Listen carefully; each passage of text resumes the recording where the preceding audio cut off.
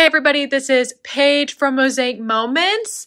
Today I am going to show you some tips about choosing the right photographs to go with your dies, really.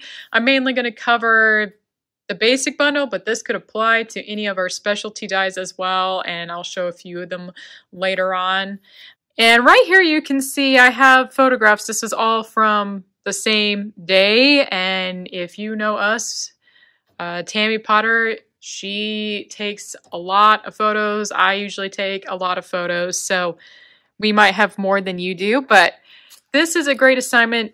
Some of you probably have an at-home printer and you can print your photos in any size, and we certainly do that, but sometimes you have older photos you printed a long time ago, or maybe that's just what you like to do is print them somewhere else, and so you might struggle a little bit more with finding the right dies for your photos. And so today I just wanted to give a little tip and sort of an assignment to take the time. You can get any photo stash, and this is great if you, well, today's tip is great if you are a beginner, but also if you've never done this before, even if you've done this for a long time, done the Mosaic Moment system for a long time, this might be very helpful for you to recognize what kind of photos can go with the size of dies. And so I hope this helps you get the eye for that a little bit better.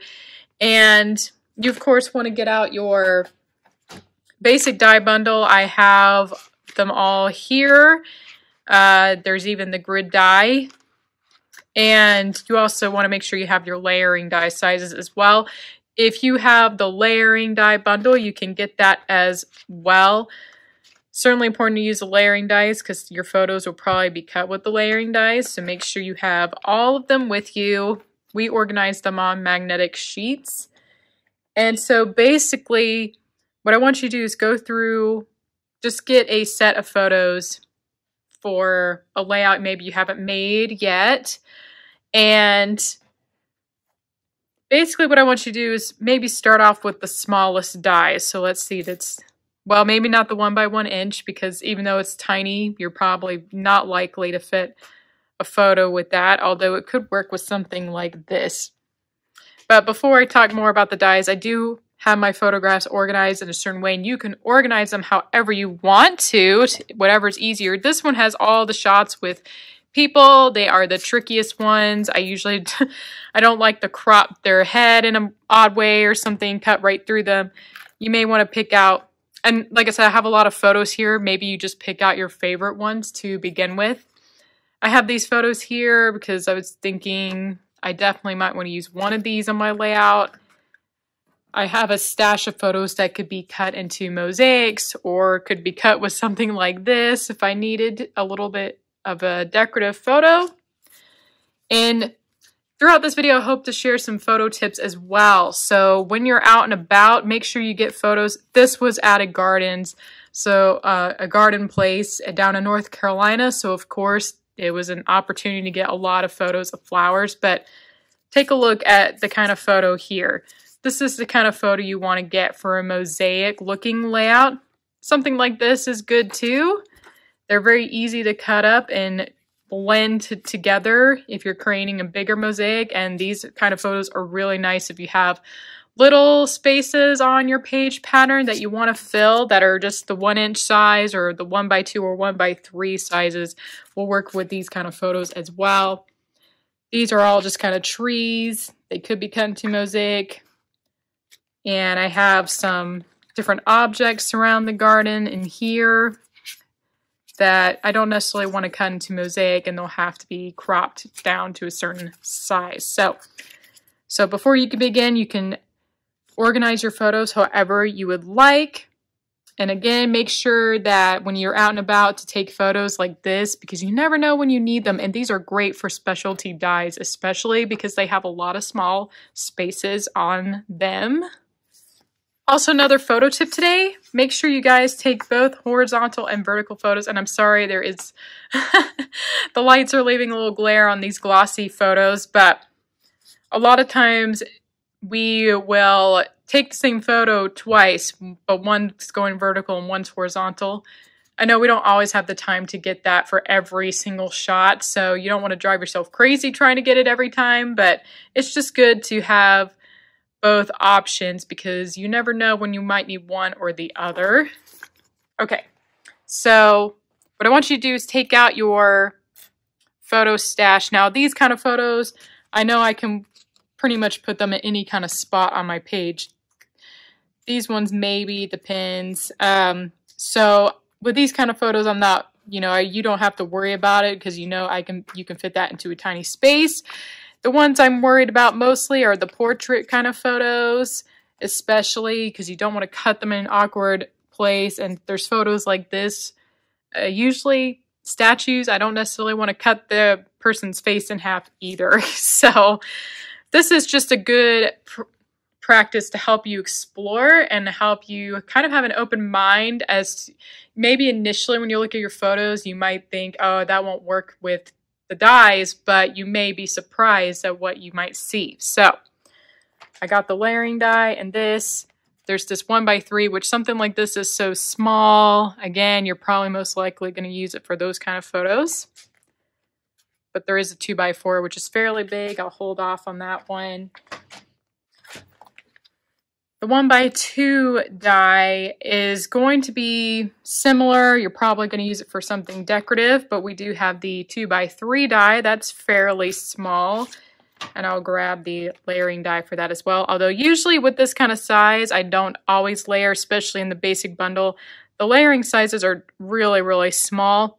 So with this size, I have a tendency to not really mat them unless I'm using the layering die bundle. And set D and E I won't worry about for now, but again, these kind of strip dies are good for these kind of photographs. So if you have these kind of more detailed photographs, these strips are great for those. There are some exceptions where, maybe you have a scene like these trees and maybe you just want to get a little bit of the water in there. I'll show you. So again, this is a practice to help you have an open mind of how maybe you can crop your photos down because maybe you feel like you don't need this whole tree scene. Maybe you just want that little bit there. So anyway, and set E is pretty similar to set D. And usually you don't use D or E very often. And of course there is the grid die. And it's nice that it's open and then you can see how you can trim how these photos will look if you cut them into 1x1 inch squares. If you had a page like this and you want to put it in a mosaic section, and you don't want to cut the guy's face, you could, of course, see how could the die fit over a photo like this. So here it's not cutting into his face. I probably wouldn't.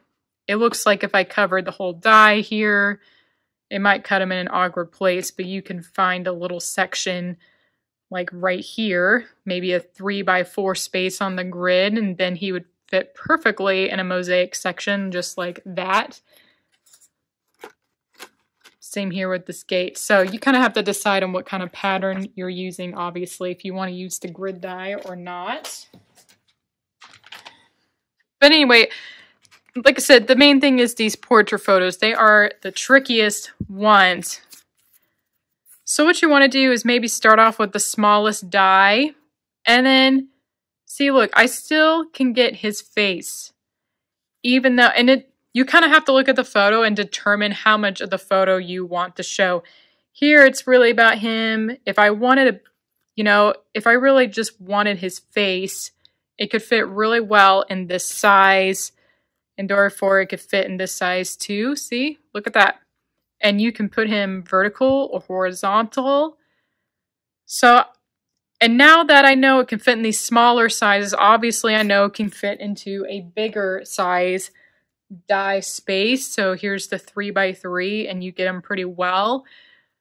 So like I said, it depends on how much you want to show. Maybe you don't want to just show his face and you think, oh, I want to show more of the background. Obviously you would go with the bigger die.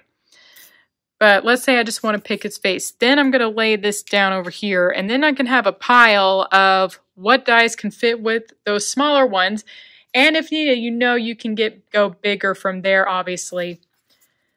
All right, so here again, I can grab this one. Maybe I just want this picture of him down here, and it would work really well.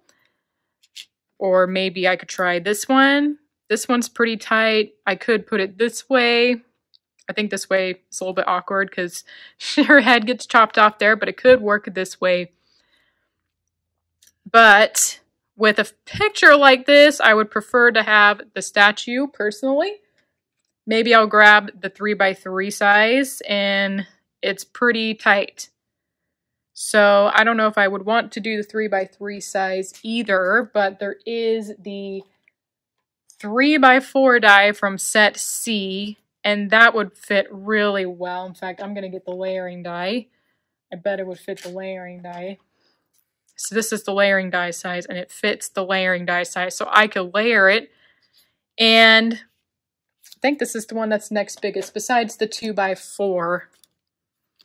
This is from set B, which could also fit. So, you know, it could go either way, right? So that's pretty nice, but I think it fits in this size a lot better. So then I might make that a pile.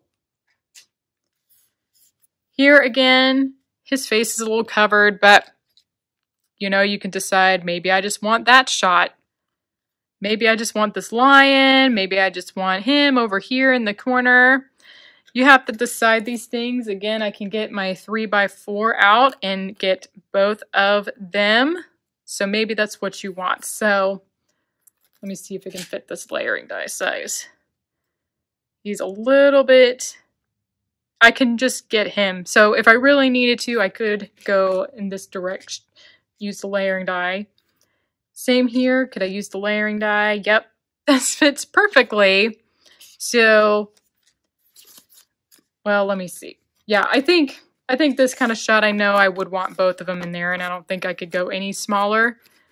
But of course, if you wanted just him, he could fit in a square space. So you'll be able to use your eye after, you know, be able to tell after a while what can it fit into. He's really far away. Again, I could put him into a square. I think I could even fit him into a little 1x1 inch if I had to.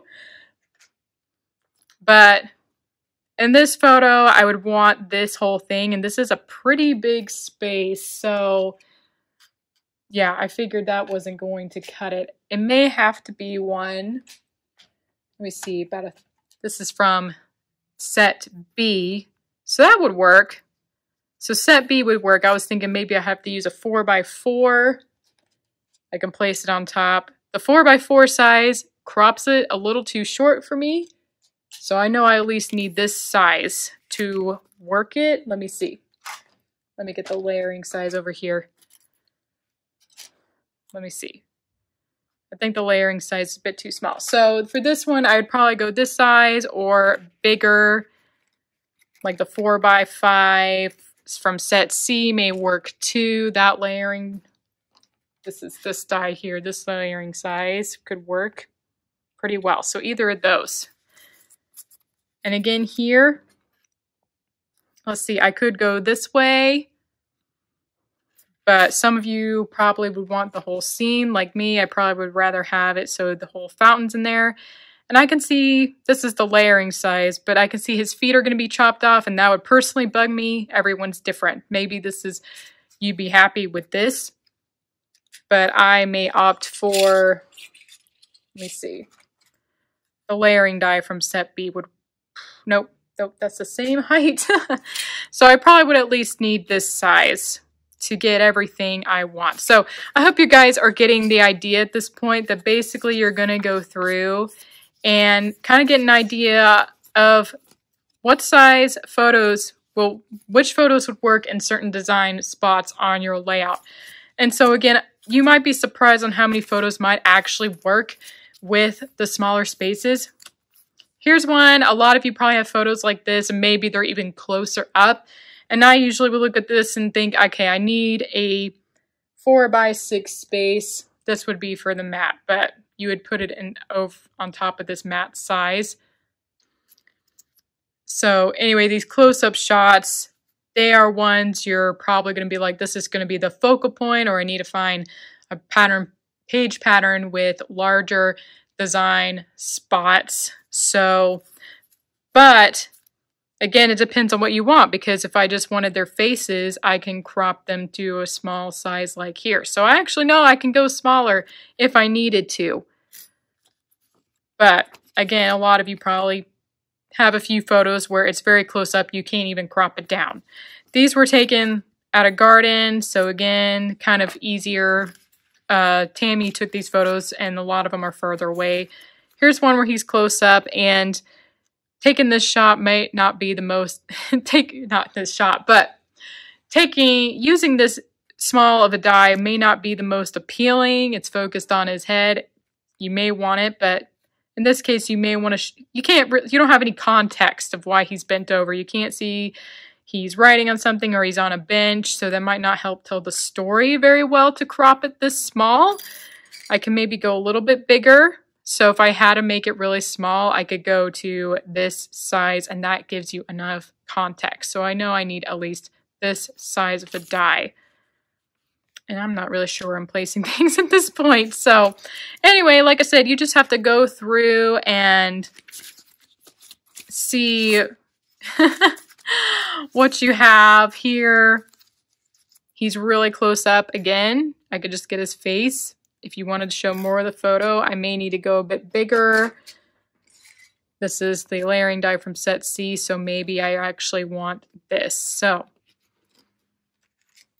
So anyway, again, the point of this exercise is to help you see that maybe you can actually fit more of your photos into different spaces more than you might think. So, and obviously you have to look through, and let's see this one, you automatically think, oh, it's vertical photograph, so I need a vertical space. Well, not necessarily. You could come here. Now, this is not one I would probably do horizontally. He could definitely fit vertically. Also, with pictures like this, they work really well for squares. Squares are great because it doesn't really matter which way the photo is going. So you don't have to get caught up in it's vertical or horizontal. So I have to find that kind of space. You could put it in a square if you want to. Let's see. Yeah, there you go. So here, if I needed a horizontal space, so this is the layering die from set C. So this photo would be the die. Let's see, this die fits the grid. It would be too long for this photo, but the layering die size just fits on a 4x6, and I could put it in a horizontal direction if I needed to. So that's also something to keep in mind, is some photos may be vertical or horizontal, and then you can see, oh, they actually could go a different way. So before you do this too, you may want to pick a page pattern of your choice. So that way you can kind of see how the photos will fit with that pattern. So for this one, you may want to choose something like a mosaic. I have a lot of these kind of photos here. If you didn't have a lot of photos or actually I could fit with the panorama possibly, or with the specialty dies, which I'll get some in a moment. And these photos are the same way as the portraits I just did. You want to go through and see, where can I fit this? So that fits the layering die pretty well, but well, the sign just fits in a 2x3, so that could work too. So now this one is a statue, and a lot of you may want to put in this entire photo on the layout, which in that case I would need a 4x6 mat. But again, you can look and see, I think that's a little bit too tight. Maybe you just want his head with his flute on the layout. So you just have to determine which photos could work with which dies. And here again, it's a horizontal photograph, but I can use this small die and cut it vertically. Okay, so I'm bringing out some of the crisscross dies. So this same thing can work if you want to work with one of our specialty dies, like the crisscross, you can get them out and see if your particular collection you want to make the pages with will work with these dies. So I have the 4x4 crisscross die here, and it's too big, well, maybe. Okay, yeah. it is a little too tall to cover the entire photo, but I can maybe get this middle section in this one piece. I don't know if I do this photo, but you can look at your photos and see what can it work with. I'm going to try to see if I have another kind of portrait photo or something. Let's see if this would work. Okay. So something like the statue, I could get the statue in the middle and then fill the spots around here with the rest of the photo. That could work. So it helps you, again, keep an open mind as to what you can work with. Because again, you might have more than you realize. Trying to see. So he's far away here. I could put, I don't know if this one's ideal, but I can put him in there in that middle section, or this. Maybe this would be, okay, here we go. I like this. If I was going to use the crisscross die, I think that would be a pretty good shot for this die. So definitely get in the habit too of taking people, especially people or animals, from varying distances, because you never know. These photos that are really far away can come in really handy, especially for these specialty dies, that is for sure. And of course, you want to get close-ups of people as well. That's really important. They make really good focal points on the layout, so it's nice to have those shots too, so don't stop taking the close-up shots. But it's definitely important to take a lot of steps back. And the truth is, if you go print your photo, it's easier to zoom in than to zoom out. So you could even, if you print your photos, could have your photos printed at different distances. So maybe it's far away and you print that one out, but you also have one that's cropped in a little bit. Again, these, you might be surprised of what could fit in here. I mean, this photo, he's really far away, so I know he could fit in a lot. Here, maybe I just want his face, although his knee's cut off a little bit awkward for me. But you never know. You may have a portrait where their face lines up really well. And that die, let's see if I have some more. I really like this one.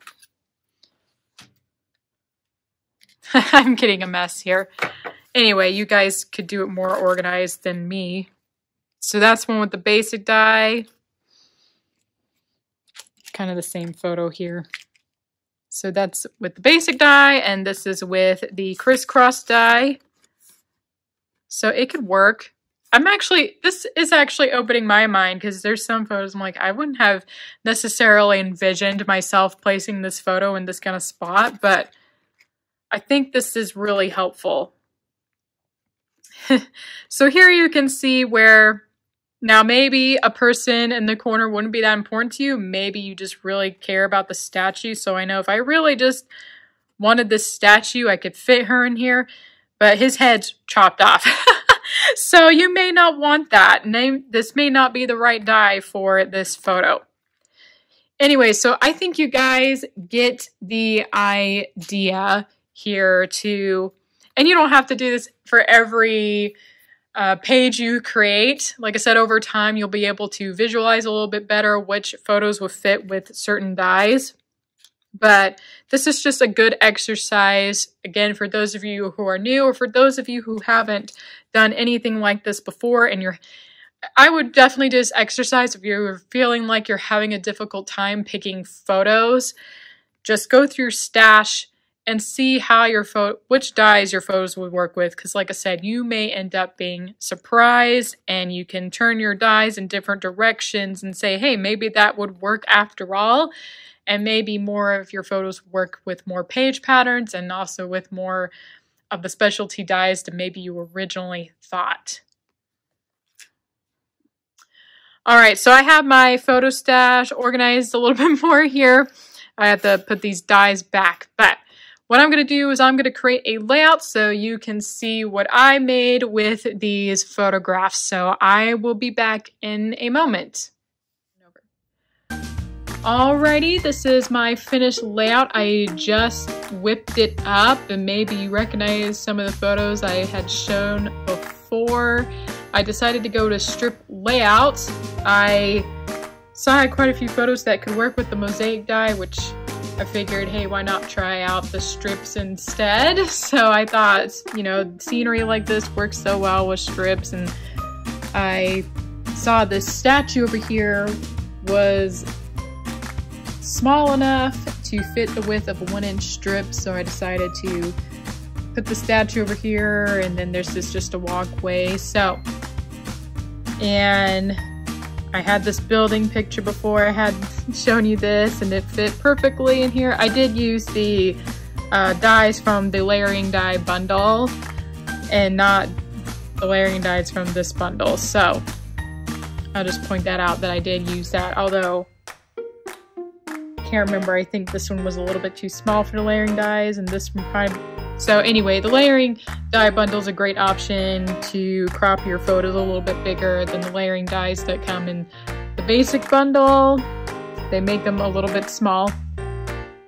So anyway, you're probably right, I had showed that picture before, and you can see how little I cropped it, and it all looks really nice. It came together really well. Again, just by doing this exercise, I was able to see a little bit better what my photos could be good for. So again, I could have gone with the mosaic die, but I decided to use strips instead. Photos like this was actually, they were photos like this where you see the whole plant, and then you could take the 1-inch die or 1-inch punch and just punch out the little flower areas. So that's what I did in these 1-inch areas. Anyway, I hope this video was helpful for you guys, and I hope you, right after this video, go ahead and go look at your dies and start comparing, you know, going to see how your photos fit within the dies you want to use, whether that's the basic bundle, one of our specialty dies like crisscross that I showed earlier. Alright, this is the end of today's video. Thank you so much for watching. Please give this video a thumbs up if you enjoyed it and enjoyed this video and thought it was helpful. And thank you so much for watching. I will see you next time.